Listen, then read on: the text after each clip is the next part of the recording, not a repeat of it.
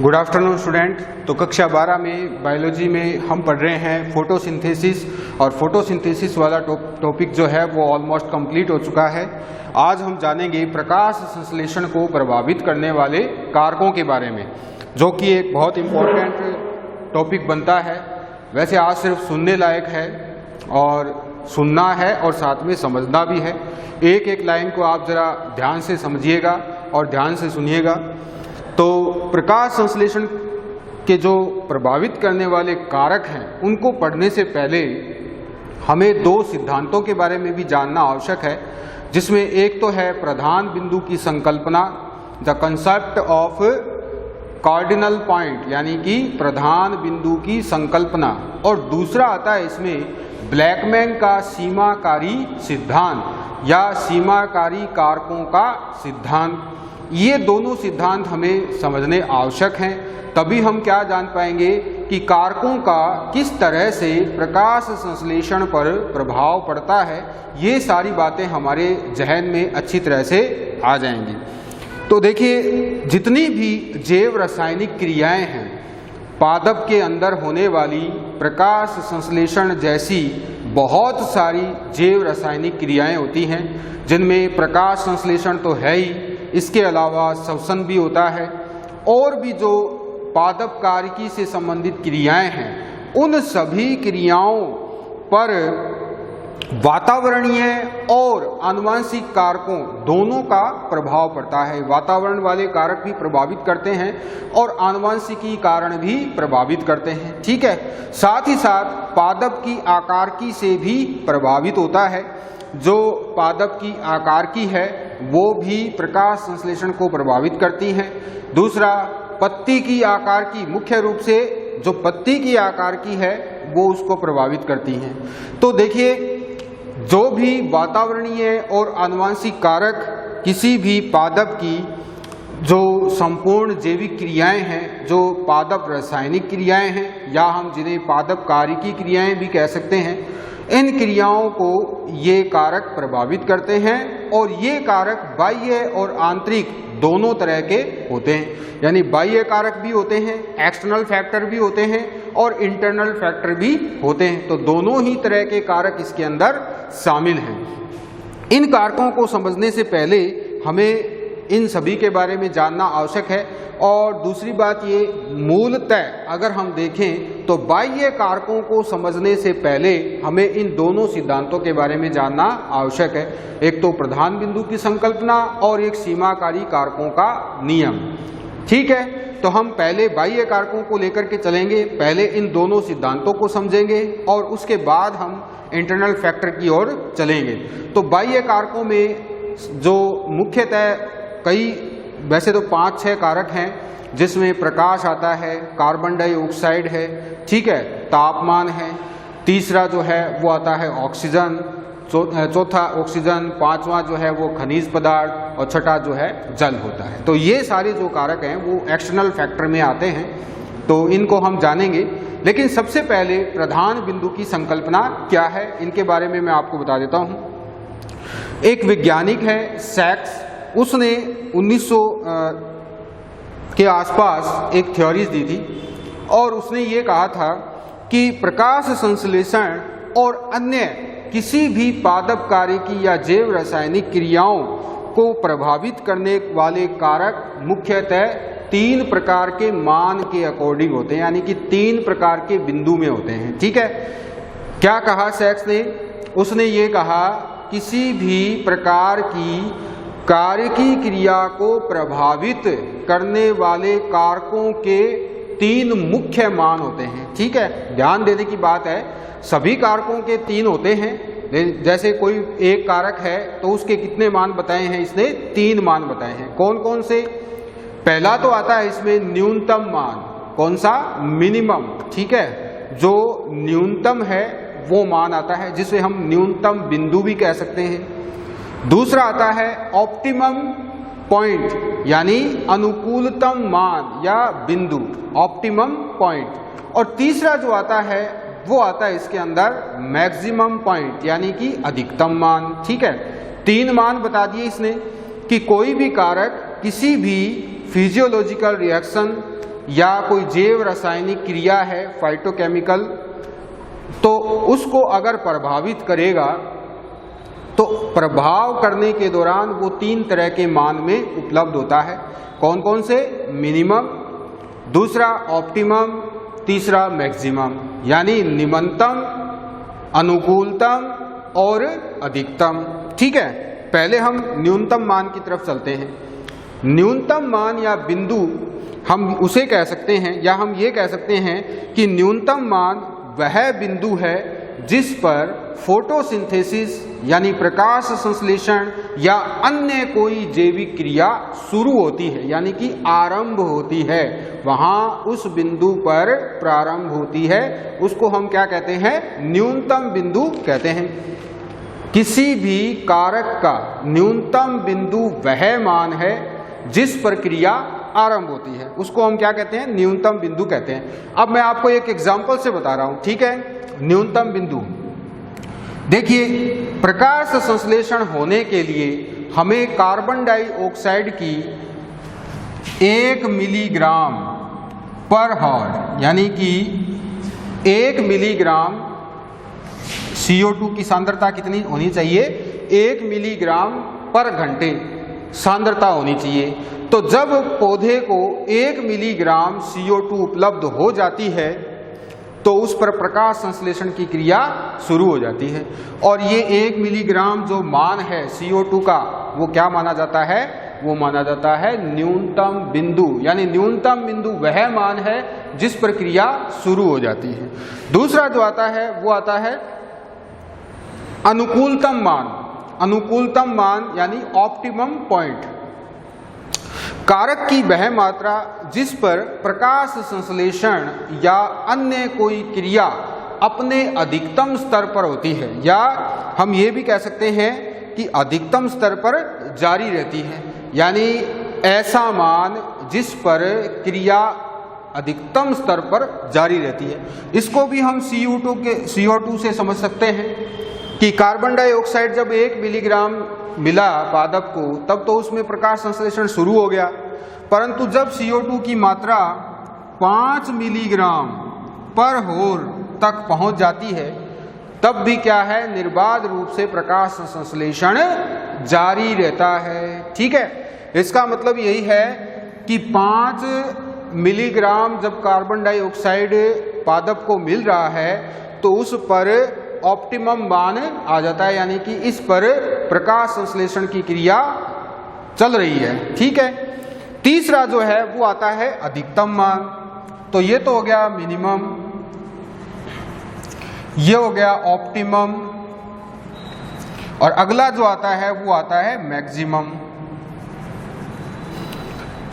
तो मैक्सिमम देखिए, कारक की वह मात्रा जिस पर प्रकाश संश्लेषण या कोई भी अन्य पादप कार्य की क्रिया रुक जाती है, उसको हम क्या कहते हैं? मैक्सिमम मान, यानी कि अधिकतम मान कहते हैं। जैसे CO2 की मात्रा जो है वो 5.1 मिलीग्राम पर होल हो गई है। ठीक है, तो आप देख सकते हैं 5 से क्या हो गई है? ये ज्यादा हो गई है, और इस मान पर प्रकाश संश्लेषण बाधित हो जाएगा, अर्थात रुक जाएगा। तो यहां पर तो क्रिया का आरंभ होता है, ठीक है, क्रिया अधिकतम स्तर पर जारी रहती है, और यहां पर क्या होती है? रुक जाती है। तो आप देख सकते हैं प्रधान बिंदु संकल्पना जो सैक्स ने दी थी, उसने यही कहा था कि न्यूनतम बिंदु या न्यूनतम मात्रा कारक की वह है जिस पर अभिक्रिया शुरू होती है। ऑप्टिमम यानी कि अनुकूलतम मान या बिंदु वह कारक की वह मात्रा है जिस पर क्रिया निर्बाध रूप से जारी रहती है, और अधिकतम वह मान है जिस पर क्रिया रुक जाती है। तो ये तीनों आपके सामने हैं, और इन तीनों को सम्मिलित रूप से हम क्या कहते हैं? इन तीनों को सम्मिलित रूप से हम कहते हैं कार्डिनल पॉइंट, यानी कि प्रधान बिंदु। ये तीनों शामिल होते हैं प्रधान बिंदु में, ठीक है। इन तीनों को मिलाकर के हम क्या कहते हैं, प्रधान बिंदु कहते हैं, ठीक है। इस तरह से तो ये आपको याद रखना है। प्रधान बिंदु संकल्पना किसने दी थी, सैक्स ने दी थी। 3 प्रकार के मान होते हैं, मिनिमम, ऑप्टिमम, मैक्सिमम, और तीनों को सम्मिलित रूप से क्या कहते हैं हम, कार्डिनल पॉइंट यानी प्रधान बिंदु कहते हैं। मिनिमम वह मात्रा है जिस पर क्रिया शुरू हो जाएगी, ऑप्टिमम वह मात्रा है जिस पर अधिकतम स्तर पर क्रिया जारी रहती है, और मैक्सिमम वह मात्रा है जिस पर क्रिया रुक जाती है।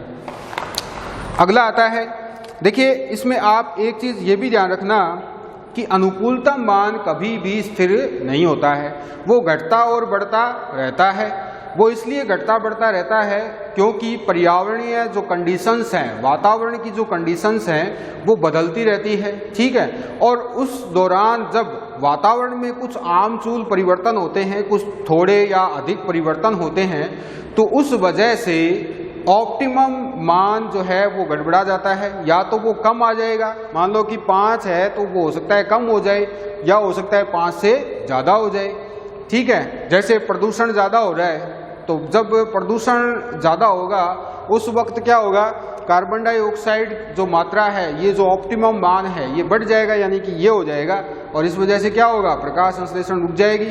तो इस तरह से हम देख सकते हैं कि जो भी ऑप्टिमम जो पॉइंट है वो कभी भी स्थिर नहीं होता है। जैसे CO2 की अधिकतम अनुकूलतम सांद्रता उच्च प्रकाश तीव्रता में अधिक होती है, ठीक है। हम मान के चलते हैं कि जब उच्च प्रकाश होता है, प्रकाश समुचित मात्रा में है, तब CO2 की सांद्रता कैसी होती है, अधिक होती है। क्लियर। अधिक सांद्रता का मतलब ये है कि जो उसको अनुकूल मान चाहिए पादप को प्रकाश संश्लेषण करने के लिए, ग्लूकोज के निर्माण के लिए, कार्बन डाई स्थिरीकरण के लिए, ठीक है, तो वो उसको मिलता रहता है। लेकिन जब कम प्रकाश तीव्रता होती है, यानी प्रकाश कम मात्रा में उपलब्ध होता है, उस दौरान क्या होता है, कार्बन डाइऑक्साइड जो है वो उसकी सांद्रता क्या हो जाएगी, कम हो जाएगी। और फोटोसिंथेसिस की दर इस तरह से हम देख सकते हैं कि विभिन्न कारकों की परस्पर क्रियाओं पर भी निर्भर करता है। अगला जो आता है वो है ब्लेकमैन का सीमाकारी सिद्धांत। देखिए ब्लेकमैन सबसे पहले ब्लेकमैन से भी पहले 1843 में लिबिंग, एक जो वैज्ञानिक था जो फिजियोलॉजी से रिलेटेड था, उस वैज्ञानिक ने एक थ्योरी दी थी, लिबिंग का न्यूनतम सिद्धांत हम जिसे कहते हैं। और उसने ये कहा था कि कारिकी क्रियाओं को प्रभावित करने वाले सभी कारकों, कारिकी क्रियाओं को प्रभावित करने वाले सभी कारकों का क्रिया की दर पर एक साथ प्रभाव पड़ता है या प्रभाव पड़ता है, लेकिन विशेष रूप से उस कारक का सबसे ज्यादा प्रभाव पड़ता है जो निम्नतम मात्रा में हो, यानी कि जो सबसे कम मात्रा में उपलब्ध हो पौधे को, ठीक है। इसको हम एक और तरह से समझ सकते हैं, जैसे सीधी और आसान भाषा में, जैसे पादप को 5 कारकों की आवश्यकता है, ठीक है। 5 कारक कौन कौन से हैं, पहला जल, ठीक है, दूसरा आता है कार्बन डाइऑक्साइड, तीसरा आता है प्रकाश, चौथा आता है ऑक्सीजन, और 5वां आता है जल। यानी ये 5 कारक पौधे को चाहिए, किसके लिए, उसकी ग्रोथ के लिए, प्रकाश संश्लेषण के लिए। क्लियर। लेकिन अगर इनमें से कोई भी कारक, कौन सा कारक ये निर्धारित करता है कि उसका प्रभाव सबसे ज्यादा है, तो वो कारक होता है जो सबसे कम मात्रा में उपलब्ध होता है, ठीक है। सबसे कम मात्रा में क्या उपलब्ध हो सकता है, इसके अंदर जो गैसों का स्तर है, जैसे कार्बन डाइऑक्साइड है, ऑक्सीजन है, तो इनकी मात्रा का इस पर प्रभाव पड़ता है, ये कम हो सकती हैं, ठीक है। तो अगर इनकी मात्रा सबसे कम है तो पौधे पर सबसे ज्यादा प्रभाव इनका ही पड़ता है। दूसरे शब्दों में सुनिए कि अगर किसी पौधे को बहुत सारे कारक प्रभावित कर रहे हैं, ठीक है, तो सभी कारकों का पौधों पर प्रभाव तो होगा, परंतु सबसे ज्यादा प्रभाव कौन से कारक का होगा, जो सबसे कम मात्रा में उपलब्ध हो, उसको हम कहते हैं लिबिंग का न्यूनतम सिद्धांत। लेकिन बाद में 1905 में, यानी लगभग 60 साल बाद में F. ब्लैकमैन ने 1905 में लिबिंग की थ्योरी को क्या किया, स्पष्ट किया, और स्पष्ट करते हुए उसको थोड़ा सा परिवर्तन कर दिया, या हम यूं कह सकते हैं कि उसको रूपांतरित कर दिया। लिबिंग की थ्योरी को ब्लैकमैन ने क्या कर दिया, रूपांतरित कर दिया, और ब्लैकमैन द्वारा दी गई थ्योरी क्या कहलाई, सीमाकारी कारकों का सिद्धांत कहलाया। क्या कहलाया, सीमाकारी कारकों का सिद्धांत। अब ये क्या कहता है कि जब कोई पादपकारी की क्रिया कई कारकों पर निर्भर करती है या कई कारकों द्वारा प्रभावित होती है, जब कोई पादपकारी की क्रिया कई कारकों द्वारा प्रभावित होती है तो क्रिया की दर उस कारक द्वारा नियंत्रित होती है जो सबसे कम मात्रा में उपलब्ध हो। भाई लगभग बात वैसी है जो लिबिंग ने कही थी, और बात वही क्या कही है, ब्लैकमैन ने कही है। तो उसने तो ये कहा है कि नियंत्रण होता है, यानी उस कारक का क्या हो रहा है, नियंत्रण हो रहा है। और लिबिंग क्या कहता है, लिबिंग भी यही कहता है कि उस कारक का उस पर सबसे ज्यादा प्रभाव पड़ता है जो कम मात्रा में उपलब्ध हो।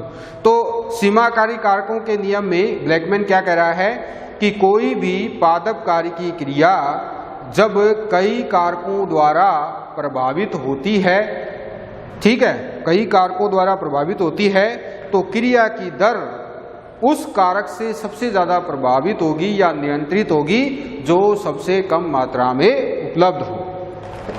अब देखिए, हम ये कह सकते हैं कि मान लो कोई दो कारक हैं, ठीक है, दो कारक का मतलब है एक तो कार्बन डाइऑक्साइड है और एक क्या है, प्रकाश है। हम मान लेते हैं एक बार कि CO2 व प्रकाश, ये दो कारक हैं, ठीक है, ये क्या है, दो कारक है। तो इन दोनों कारकों में एक कारक की मात्रा क्या है, सीमित मात्रा है। एक कारक की मात्रा सीमित है, किसकी, जैसे सीमित किसकी है, CO2 की है, ठीक है, इसकी सीमित नहीं है। एक कारक यानी CO2 की मात्रा क्या है, सीमित है। तो दूसरा कारक कौन है, प्रकाश है।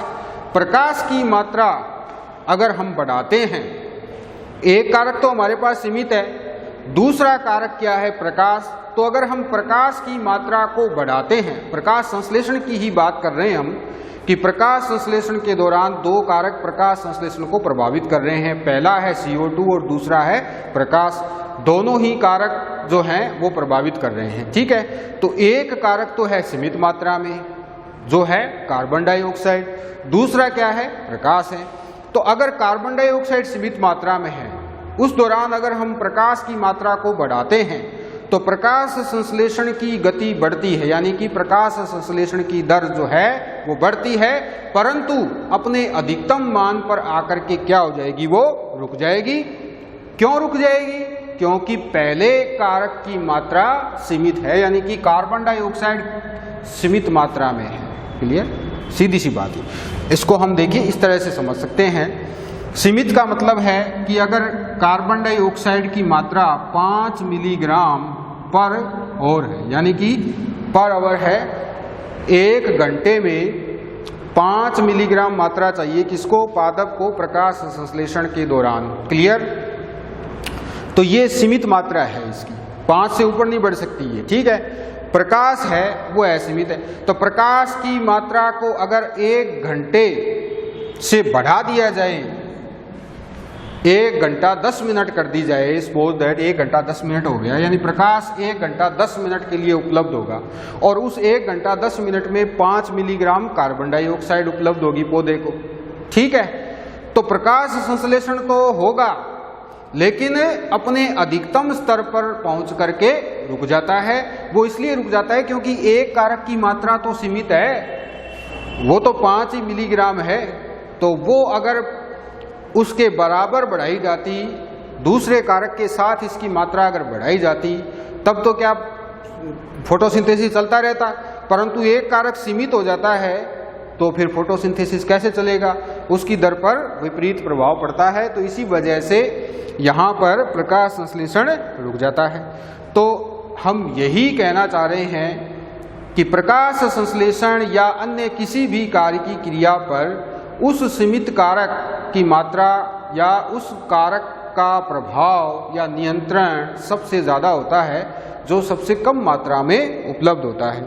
अब देखिए हम इसको एक उदाहरण से समझते हैं, उदाहरण से समझेंगे हम इसको कि प्रकाश संश्लेषण के लिए प्रकाश उपलब्ध है परंतु कार्बन डाइऑक्साइड उपलब्ध नहीं है। ठीक है, यहाँ तो हमने उपलब्ध मानी थी, लेकिन मैं आपको एक दूसरे तरीके से समझाना चाह रहा हूँ कि प्रकाश संश्लेषण के लिए हमें क्या चाहिए, हमें चाहिए प्रकाश, ठीक है, कार्बन डाइऑक्साइड, लेकिन प्रकाश तो है लेकिन कार्बन डाइऑक्साइड नहीं है।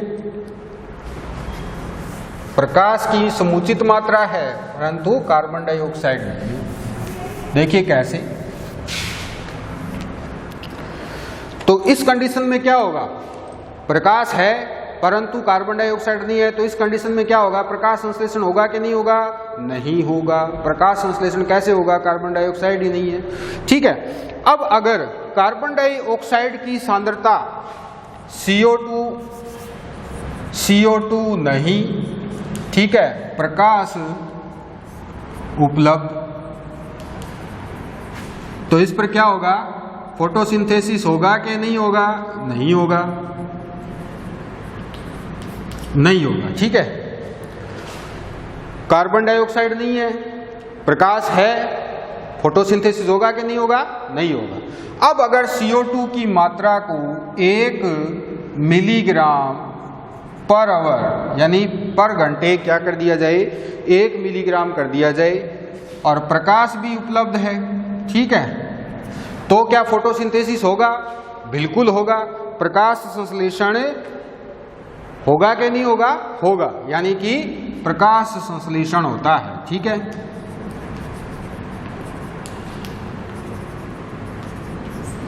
क्लियर। लेकिन अपने अनुकूलतम मान तक पहुंचकर ये स्थिर हो जाता है।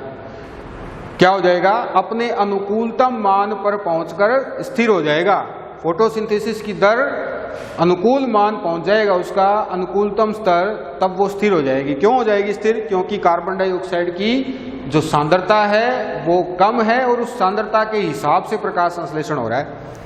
अब अगर CO2 की सांद्रता को पहले 1 से 2 किया जाए, ठीक है, 2 से 3 किया जाए और 3 से फिर 5 मिलीग्राम पर आवर कर दिया जाए और प्रकाश भी उपलब्ध है, तब क्या होगा, तब क्या प्रकाश संश्लेषण होगा, तब प्रकाश संश्लेषण की दर जो है वो बढ़ जाती है, प्रकाश संश्लेषण की दर बढ़ जाती है। ठीक है, यानी CO2 की सांद्रता हमने बढ़ा दी है।